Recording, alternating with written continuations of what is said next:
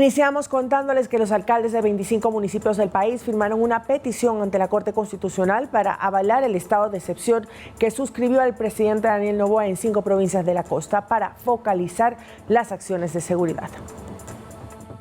Casi 2.000 muertes violentas suman las provincias de El Oro, Guayas, Los Ríos, Manabí y Santa Elena en lo que vamos del 2024. Son autoría de los grupos terroristas que operan en la región costa. Por eso, el 30 de abril, el presidente Daniel Noboa suscribió un decreto ejecutivo para dictaminar el estado de excepción focalizado en esos territorios. Lo que hace falta es que la Corte Constitucional se pronuncie con su aval, pero dicen los alcaldes que mucho tiempo no hay. Es urgente y necesario porque la problemática en la provincia de Los Ríos continúa, sigue. Nos hace mucha falta muchos más funcionarios militares y herramientas para Policía Nacional para que de una u otra forma se puedan establecer muchas más líneas de operativos, muchas más líneas de control. Quinsaloma es uno de los 13 cantones de la provincia de Los Ríos. Históricamente ha sido pacífico y tranquilo, pero la escalada de violencia en el país también los golpeó, en lo que su alcalde califica como un efecto rebote por la inseguridad en ciudades más grandes de la provincia. He sido víctima de varias amenazas. Pertenezco y estoy dentro de la Unidad de Víctimas y Protección de la Fiscalía General del Estado del Ecuador. 25 cantones a través de la Asociación de Municipalidades del Ecuador, AME, expresaron su respaldo al estado de excepción porque consideran que es imperante la militarización de sus territorios. Aseguran que en los meses pasados, cuando se declaró el conflicto armado interno a los terroristas, la violencia disminuyó. Ahora, mediante una misiva al presidente de la Corte Constitucional, Ali Lozada, la AME señala que pone en conocimiento de su magistratura la necesidad de que se considere el pedido de los gobiernos municipales respecto de la necesidad de mantener la vigencia del indicado decreto. Agustín Intriago de Manta, José Sánchez de Ponce Enríquez y Jorge Maldonado de Portobelo son alcaldes que fueron asesinados en el último año. Luis Chonillo de Durán ha recibido múltiples atentados y 788 niños han sido víctimas colaterales de la violencia en las calles. Lo que se está determinando, lo que se está solicitando es algo que lo entendemos como urgente para sostener la seguridad de nuestros ciudadanos, que no beneficia a las autoridades, a los alcaldes, a los prefectos, al gobernador, no, que va a beneficiar a la ciudadanía de la provincia de Los Ríos que tanto lo necesita en estos momentos. Además, en provincias como Los Ríos, los municipios también han planteado propuestas de cubrir los gastos del personal militar a cambio de que haya una presencia permanente para mantener el orden. Lautaro Andrade Castro, Noticias 7. 2.000 militares piden en la provincia de Los Ríos para que estén, como lo dijimos en la nota, permanentemente. Pero expliquemos algo. El presidente emite un decreto con el estado de excepción, pero la Corte Constitucional tiene que revisar si efectivamente lo que se propone allí cumple con todos los parámetros constitucionales, valga la redundancia, y de ser el caso, entra en vigencia. En efecto, todavía no ha sucedido aquello, por eso entonces desde la AME están solicitando premura para que se pueda ya empezar a aplicar el estado de excepción. ¿Qué implica esto? Militares en las calles, si bien es cierto ya lo votamos, pero esto puede dar una mayor coordinación y además, muy importante, que se suspende el derecho a la inviolabilidad de domicilio, es decir, se pueden hacer allanamientos en casas donde haya sospecha de que se encuentran grupos terroristas. Por eso también AME y los municipios que han firmado pretenden dar un contingente, también soportar a las Fuerzas Armadas económicamente y con su manutención mientras estén todo este tiempo dentro del estado de excepción. 7 de la mañana con 8 minutos, vamos con más información. El descuento del 50% en los valores de la planilla de luz correspondientes al mes de abril para clientes residenciales se aplicará desde este 29 de mayo, así lo informó el ministro de Energía Roberto Luque en su cuenta de X. Este beneficio se implementó tras las suspensiones temporales ocurridas del mes anterior por la crisis energética. El secretario de Estado mencionó que por ahora se encuentran realizando el trámite legal luego de la emisión del decreto ejecutivo 260 que fue suscrito el pasado 8 de mayo y precisó que el descuento se aplicará solo al consumo y no tendrá efectos sobre impuestos ni tarifas que se cancelan habitualmente junto a los valores del servicio de energía eléctrica. Escuchemos sus declaraciones pasadas sobre el tema.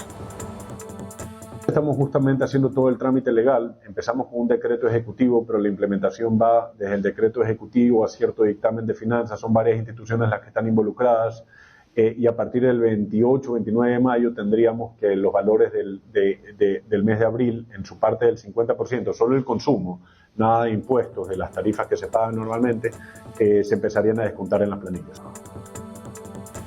Desde noviembre hasta la fecha, una de las prioridades del gobierno del presidente Daniel Noboa han dicho que es poner en orden las cuentas fiscales de modo que esto permita bajar el riesgo país y también conseguir créditos internacionales con mejores condiciones para el financiamiento.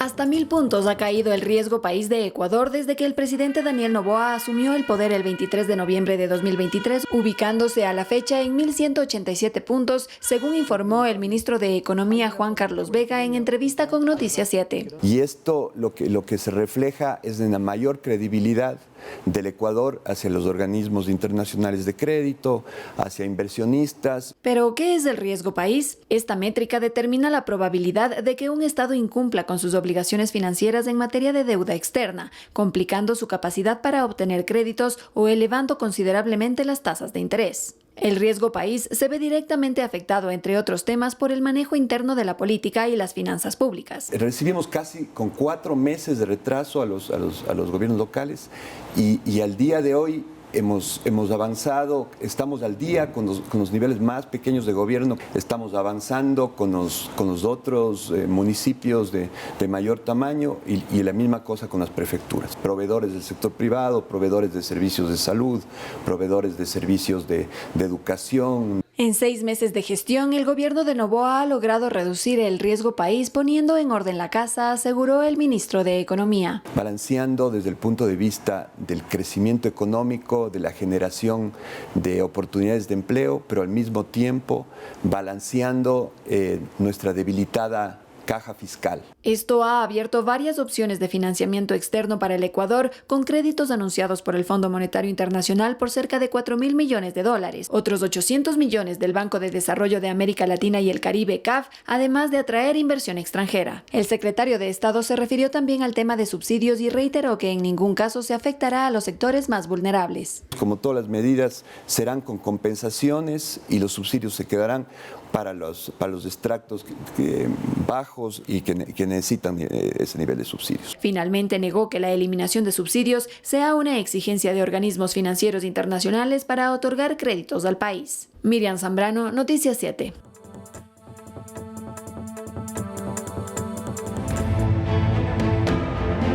Asamblea Nacional. La primera actividad de la Comisión Ocasional Multipartidista será el de analizar y aprobar el plan de trabajo de sistematización de las reformas legales luego de la consulta popular y referéndum. El presidente de la comisión, Carlos Vera, dijo que se tratarán en simultáneo los 5 proyectos de ley enviados por el Ejecutivo. La Comisión Ocasional Multipartidista solo está a la espera de la notificación del Consejo de Administración Legislativa CAL respecto a la calificación de los proyectos de reformas legales que envió el Ejecutivo luego de la consulta popular y referéndum. La elaboración de las resoluciones obviamente tiene su tiempo para que vayan evidentemente con toda la motivación que fueron aprobadas en el Consejo de Administración Legislativa, y estamos dentro de los tiempos. La Asamblea va a cumplir con los 60 días que se establece en la consulta popular. Ya con ello, la Mesa Legislativa mantendrá su primera sesión. La tarea principal, aprobar el plan de trabajo. Y proceder a operar jurídicamente dentro del ámbito legislativo como nos lo manda la Constitución y la ley. Y en lo operativo, esta comisión, según su presidente, se centrará en sistematizar las iniciativas de reformas legales en estricto derecho al respeto al pronunciamiento popular en las urnas. Los temas serán tratados en conjunto, señaló Carlos Vera. Dentro de ese contexto, nosotros vamos a tratar los 5 proyectos para efectos de que en el tiempo y el término que nos da la ley podamos entregar a la ciudadanía desde esta asamblea y desde nuestra comisión constituida para ese propósito el mecanismo para la lucha contra la inseguridad. Este órgano parlamentario reiteró que espera evacuar todo este trabajo en menos de 45 días. Javier Ceballos, Noticias 7. El ministro de Economía y Finanzas, Juan Carlos Vega, compareció la tarde de este martes ante el Pleno de la Asamblea para detallar el acuerdo financiero que Ecuador negocia con el Fondo Monetario Internacional. El secretario de Estado puntualizó que dicha negociación todavía no concluye, ya que dependerá de la aprobación del directorio del FMI y del Comité de Deuda del Ecuador. Una vez que ese proceso se concrete, el contenido del acuerdo será publicado y difundido en la página web del ministerio, acotó el ministro Vega. De igual manera, acudió al recinto parlamentario la ministra de Ambiente, Sade Fritchi, quien fue convocada para detallar sobre la situación en la comuna de Olón y el desarrollo de un proyecto inmobiliario. La funcionaria de Estado aseguró que era un proyecto de bajo impacto que no requería una licencia ambiental y que tampoco estaba dentro de un área protegida. En el proyecto urbanístico ECO no aplica una licencia ambiental en función de su actividad, extensión y parámetros técnicos. Por ende, fue categorizada de forma automática como de bajo impacto por el Sistema Único de Información Ambiental, SUIA, una herramienta informática que existe desde mayo de 2015 y que funciona sin la intromisión de ningún servidor público, sino hasta la suscripción del permiso. Es falso que la zona del proyecto pertenece a un área protegida. El resultado automático que emite el Sistema Único de Información Ambiental, SUIA, de acuerdo a las coordenadas geográficas registradas, dan como resultado que el proyecto interseca con el bosque y vegetación protectores naturales Esterillo Loncito, por lo que no hay limitaciones en bosque protector para la implementación de este tipo de proyectos.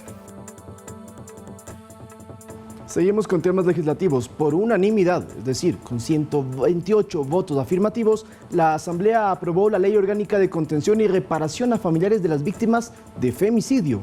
El cuerpo legal obliga a las entidades de todo el Estado, en todos sus niveles, a implementar medidas de ayuda y acompañamiento a hijas, hijos, padres y madres de mujeres que lastimosamente fueron asesinadas por cuestiones de género. Lo explicamos en la siguiente nota.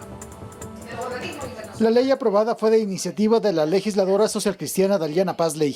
En esencia, la Ley Orgánica de Contención y Reparación a Familiares de las Víctimas de Femicidio obliga a que el Estado compense de alguna u otra manera a los hijos, hijas, padres y madres de mujeres quienes fueron asesinadas por cuestiones de género. ¿De qué forma tiene que aplicarse esta reparación? La asambleísta Pazley asegura que el apoyo no pasa necesariamente por más presupuesto, sino ejecutar los medios con los que cuenta el Estado para garantizar el acompañamiento a quienes sufren una pérdida. Si bien es cierto que a las madres nada y a las familias nada les va a devolver a sus hijas, por lo menos necesitan que los niños y las niñas y los adolescentes que quedaron en situación de orfandad luego de que el Estado no pudo protegerlas, reciban educación por el resto de su vida, tengan una vivienda, puedan recibir alimentación y que además los mayores de 18 años puedan tener políticas de inserción laboral. Si el Ejecutivo no veta esta ley y dispone su publicación en el registro oficial para su vigencia, deberán cumplirse ciertos plazos para una adecuada aplicación de la norma. Hay plazos que van desde los 90 días hasta los 180 días, porque, por ejemplo, se crea un registro único de sentencias y el MIES también tiene que crear un plan de ejecución de los recursos para garantizar, por ejemplo, que les llegue la pensión mensual. Madres y hermanas de mujeres víctimas de femicidio acompañaron en el Pleno de la Asamblea el segundo debate de esta norma. Reclamaron acción del Estado ante la inacción ante estos casos donde campea, dijeron, la apatía y el quemimportismo para resolver estos casos y especialmente para apoyar a los familiares. Nadie se prepara, amigos, para perder a una hija, y menos de la forma como nosotras las hemos perdido. El dolor nos hace experticias. Entendí que el femicidio es una tragedia. Según datos de la Fundación Aldea, desde el 2014 hasta la actualidad se contabilizan más de 1.700 niños y niñas que han quedado en la orfandad por la muerte de sus madres. Esta misma organización estima que en Ecuador una mujer es asesinada cada 24 horas. Javier Ceballos, Noticias 7. Verónica Abad no compareció este martes ante el pedido de la Fiscalía dentro de las investigaciones por el caso Nene, que involucraría un supuesto tráfico de influencias de parte de su hijo Francisco. Según el abogado de Abad, no recibieron una notificación oficial por intermedio de la Fiscalía, por lo que Abad no rindió su versión libre y voluntaria como estaba previsto para las 4 de la tarde. Según la tesis del Ministerio Público, el hijo de Abad habría ofertado cargos públicos en la vicepresidencia a cambio de ciertas sumas de dinero que oscilarían entre más de $2,000.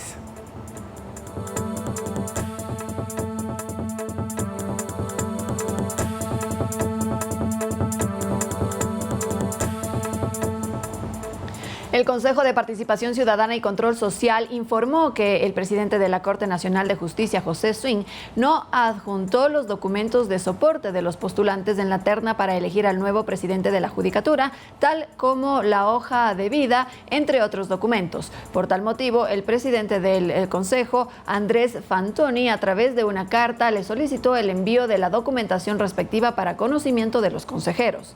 Dentro de la terna está Telmo Molina, Dunia Martínez y Hugo Landívar. Este miércoles el Pleno del Consejo de Participación se reunirá para tratar la conformación de la Comisión Técnica de Selección de los vocales de la Judicatura.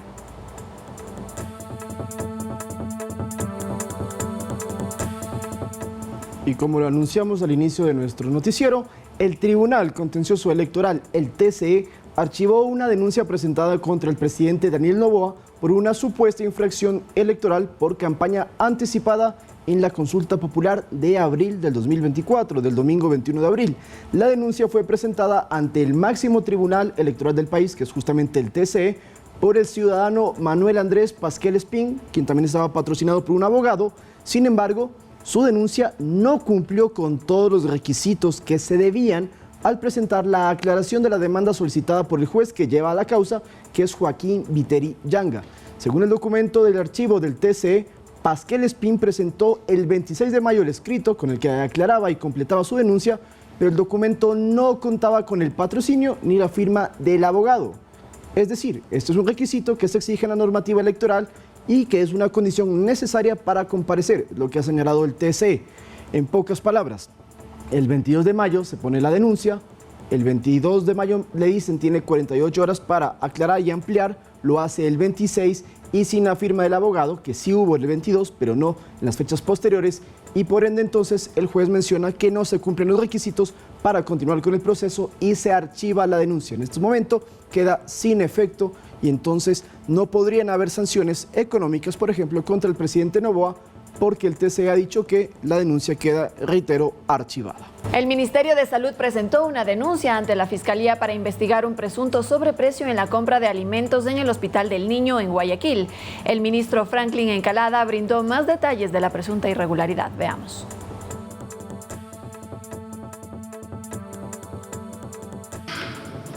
Yogurt, leche o pollo fueron algunos de los productos que tendrían sobreprecio en un contrato suscrito para proveer la alimentación de los pacientes en el Hospital de Niños Francisco Icaza Bustamante de Guayaquil. Tenemos una presunción de irregularidad estaba casi en unos productos con el doble de precio y en otros casi triplicado el precio. El Ministerio de Salud conoció de las presuntas irregularidades mediante una denuncia ciudadana. A veces nos hacen una denuncia y después cuando la estamos analizando es falsa, pero cuando tenemos algún tipo de evidencia, yo envío a mis equipos al lugar donde estoy presumiendo que puede pasar algún acto que no sea el adecuado y nosotros empezamos a investigar y nos encontramos con la irregularidad. Solamente en esta unidad tenemos ese tipo de inconvenientes. El contrato era de $1.028.000 que quedará sin efecto de comprobarse la irregularidad. Sin embargo, ya se había hecho un anticipo de $400.000. También vamos a revisar cuánto de eso tenemos que pagar verdaderamente y si los alimentos que estamos recibiendo ya tienen ese valor, pues ya no se pagará más. El ministro Franklin Encalada aclaró que la prioridad es no suspender la alimentación de los pequeños, por lo que el contrato no se podría detener. Si ya tienes un contrato vigente y ya nos están dando los alimentos, no podemos cortarlo porque para levantar otro proceso pasarían meses. El Ministerio de Salud no solamente presentó una denuncia ante la Fiscalía, sino que también solicitó a la Contraloría la revisión del contrato y cambió a las autoridades del hospital. Lautaro Andrade Castro, Noticias 7. Y el Ministerio de Salud Pública trabaja en un nuevo etiquetado de alimentos para informar sobre el valor nutricional de los productos. Así lo analizaron las autoridades del ramo en la Comisión de Promoción de la Salud del Consejo Nacional de Salud, CONASA. La propuesta es implementar un nuevo sistema gráfico reconocido por la Organización Mundial de la Salud con mensajes de advertencia sobre el exceso de azúcares, sal y calorías de los alimentos con el fin de reducir enfermedades asociadas a la obesidad. El proyecto busca adherir a más gobiernos autónomos descentralizados y definir una hoja de ruta para evaluar y ejecutar las acciones del nuevo etiquetado y el fortalecimiento del programa Municipios Saludables. 3 personas fueron aprehendidas este martes tras un operativo coordinado entre la policía y la Armada del Ecuador. A 200 millas náuticas de las costas de la provincia de Santa Elena, las autoridades interceptaron una lancha rápida, embarcación que según las investigaciones transportaba sustancias sujetas a fiscalización y tras ser detenidas se encontraron 100 bultos de clorhidrato de cocaína. Operativos que se ejecutan con el fin de combatir el narcotráfico en el país, pues este alcaloide pretendía ser enviado a mercados internacionales desde aguas ecuatorianas. Según los datos de la Policía Nacional, en lo que va del año se decomisaron alrededor de 110 toneladas de droga.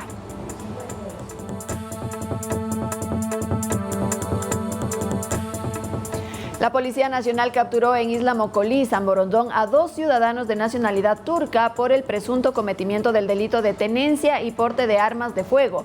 Mediante un operativo realizado en horas de la madrugada, las fuerzas del orden aprendieron a los sujetos y hallaron armas de fuego, municiones y terminales móviles. Uno de los detenidos tiene boleta de difusión roja de la Interpol y por el momento se investiga si tienen conexión con grupos terroristas de Medio Oriente.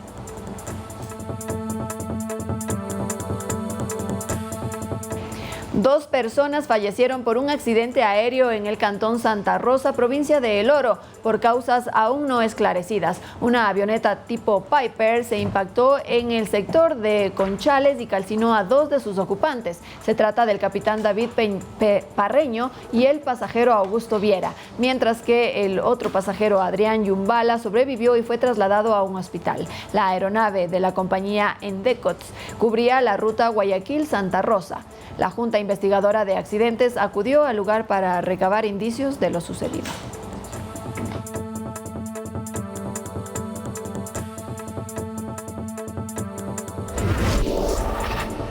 Más de 200.000 personas fueron atendidas por la Secretaría de Gestión de Riesgos durante el fenómeno del Niño y la época lluviosa, según lo dio a conocer el titular de esa cartera de Estado, Jorge Carrillo. Y además informó que ya se están preparando para un posible fenómeno de la Niña. Tras finalizar el fenómeno del Niño, aumenta la probabilidad de ocurrencia del fenómeno de la Niña. Así lo reveló el secretario de Gestión de Riesgos, Jorge Carrillo, a Noticias 7. Está más o menos en el 60% de probabilidad de ocurrencia y, como le digo, el cambio climático nos sigue preparando para afrontar estas adversidades y estamos trabajando con los institutos técnicos científicos de la mano, fortaleciéndolos también, porque es importante que la Secretaría fortalezca estos institutos que alimentan la gestión de riesgos de desastres del país. De avanzar la tendencia, se esperaría que este evento climático se presente en agosto, detalló Carrillo. El fenómeno de la Niña lo que ocasiona es ausencia de lluvias. Es decir, que en lugar de que la corriente del mar se caliente, se enfría. Y esto produce una ausencia de lluvias en nuestro país. Y con ello varias son las consecuencias. Que no se tenga agua suficiente para riego, por ejemplo. Otra lista a atender es en este momento que vivimos la crisis energética, pues por algo se está preparando con otro tipo de energías y esto también produce incremento en incendios forestales. Ante este escenario, el monitoreo es continuo y se preparan varias instituciones de Estado, añadió Carrillo. Las áreas técnicas están en constante comunicación. Se trabaja con el Ministerio de Energía, con el Ministerio de Agricultura y con las prefecturas. Además, dio a conocer que durante el fenómeno del Niño y la época lluviosa, la Secretaría de Gestión de Riesgos entregó 68.000 kits a familias afectadas, con una inversión de cerca de $3 millones. Estamos hablando de 200.000 personas beneficiadas directamente. Son kits a veces de 3 días, a veces a la misma familia se le entregan de 15 y también los kits de limpieza y de higiene personal. En estos 6 meses de gestión, la Secretaría de Gestión de Riesgos también cumplió varios hitos de talla, como el fortalecimiento del sistema de control de inundaciones de la cuenca baja del río Guayas. Y cantones que antes se inundaban muy comúnmente, como Durán, Yaguachi, inclusive Naranjal, pues no sufrieron las inundaciones como en años previos. Otro logro que destaca es la inclusión del eje de gestión de riesgos en el Plan Nacional de Desarrollo. Olga Velasco, Noticias 7. El Ministerio de Educación emitió los nuevos lineamientos para el cierre del año lectivo. Entre las decisiones tomadas se eliminó la posibilidad de perder el año en los grados de educación básica media, es decir, quinto, sexto y séptimo de básica. Estos cambios no serán aplicados para el periodo actual, pero entrarán en vigencia para el año lectivo 2024-2025. Hemos tomado la decisión de derogar el acuerdo 063A, en el cual los estudiantes de segundo a séptimo de básica tenían la posibilidad de perder un año lectivo por calificaciones. Y de esta forma, la ministra de Educación dio a conocer los cambios que se hacen en el acuerdo ministerial, que busca, primero, regular los procesos de evaluación educativa y los procesos organizacionales de las instituciones en todos los sostenimientos, y eliminar la repitencia para estudiantes del subnivel medio de educación general básica. Alegría Crespo, cabeza de esta cartera de Estado, justificó la decisión, ya que asegura que no es necesario para este nivel académico. Porque sin duda lo que estamos fomentando es el abandono escolar y la interrupción al proyecto de vida, mermando toda la integridad emocional, psicológica de un estudiante. Y aclaró que los estudiantes de segundo a séptimo de básica podrán perder el año únicamente cuando presenten problemas de aprendizaje. Desde octavo nivel, desde octavo de educación general básica, pues definitivamente ya hay la figura del supletorio como una herramienta para pues la repitencia. Por su parte, el abogado experto en educación José Luis Torres explica que el ministerio debería modificar este acuerdo ministerial a partir del artículo 25, en donde se habla de la pérdida de año desde el básico elemental. ¿Por qué? Porque para que eso surta reales efectos jurídicos es necesario la reforma al Reglamento General a la Ley Orgánica de Educación Intercultural del artículo 25 en adelante. Sin embargo, para las unidades educativas privadas, ellas deberán generar los cambios según les corresponda dentro de sus normativas internas. La básica media, la básica superior y el bachillerato. Estas reformas no se aplicarán para el cierre de este año lectivo 2023-2024, pero sí entrarán en vigencia para el 2024-2025. Manuela Bedón, Noticias 7. 8 de la mañana con 12 minutos, compañeros, y el día de ayer se conmemoró el Día del Perro Sin Raza, una fecha para concienciar a todos los cuidadores de animales de compañía sobre una tenencia responsable. Vamos a ver. En la capital se estima que existe aproximadamente un perro por cada 19 habitantes. Esto según un estudio de la Unidad de Bienestar Animal. Y en América Latina se estima que es la región con mayor cantidad de dueños de mascotas, con un 80% de la población. Para algunos ciudadanos, aún las personas no saben cuidar adecuadamente de ellos. Porque hay mucha gente que coge animales y luego los bota a la calle. De que tiene a veces animales por tener y los descuida bastante. O sea, no sé por qué los tratan así, porque en mí yo no soy capaz de tratar a un animal así. Este 28 de mayo se conmemora el Día del Perro Sin Raza. Desde la UBA nos cuentan las ventajas de darles un hogar a los perritos rescatados. Los perritos en realidad de albergue son bastante agradecidos, ellos saben, y más que todo porque se merecen una segunda oportunidad también de pertenecer a un hogar. Pero antes de adoptar hay que considerar lo siguiente: el tiempo que se tiene disponible, el presupuesto para su cuidado, el espacio y la dinámica familiar. Tenemos que ser responsables de la parte médica, o sea, en el sentido de su salud, incluso de su salud mental también, para brindar igual una buena calidad de vida para nuestro animalito de compañía. Y si usted en casa ya tiene un animal de compañía, debe cumplir con los siguientes cuidados. Las vacunas, que es en especial, tenerlo lo que es limpio, darle el espacio suficiente, tenerle también bien alimentado, porque creo que eso es esencial para que no pueda hacer daño a nadie, ¿no? Además, la esterilización es necesaria para cuidar el control poblacional. Entonces veo a las perritas preñadas, por eso sí hay que concientizar a la ciudadanía que tengamos cultura de esterilizar. Si usted desea esterilizar a su animal de compañía de manera gratuita, puede hacerlo en una de las oficinas de la UVA en la capital. Para más información puede comunicarse al 1-800-510-510. Manuela Bedón, Noticias 7. Aquí es clave la tenencia responsable y para mí uno de los más importantes puntos es la esterilización de las mascotas, que puede acá en la ciudad de Quito sobre todo es un problema ya de sanidad.